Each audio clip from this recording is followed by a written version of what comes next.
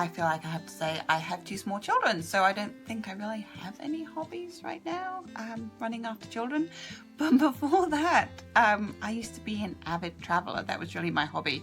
You may have noticed that from my accent that I clearly was not born in the United States. I am British. I'm from England, and I love to travel, and that brought me to the United States for a year in college, where I studied abroad, and that's where I met my husband. But since we have traveled the world and traveled the United States, and that's something that I still love to do.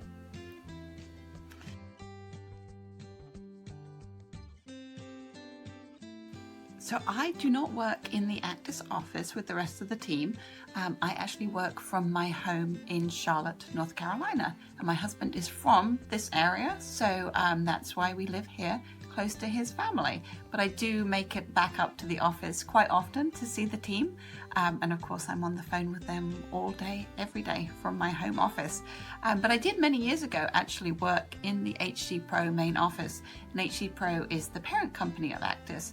I have worked for HC Pro for just more than a dozen years now, and I started off working in the nursing, patient safety and accreditation worlds, where I worked for about 10 years, and then an opportunity came for me to join the ACDIS team, which was a fantastic transition.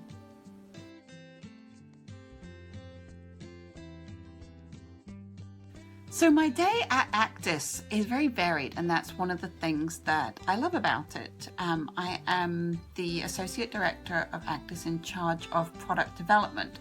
So that means our existing products that we offer, whether that's webinars, boot camps, books, things like that, but also developing our new ones. So that means I spend a lot of time talking with our members about what their needs are. And we do a lot of focus groups. We talk to people one-on-one. We spend a lot of time at our conferences and things like that, just finding out what people need. And that's how we develop everything that we offer. Our members will often come to us and say, you know, I need more information on this topic because I'm trying to start a program. And so maybe that turns out to be an article in the next issue of the journal, or maybe it's something that's really in depth and a lot of people want to know about. So we end up publishing a book about that. That's full of how do you start a program, what useful tools can we provide you, and things like that.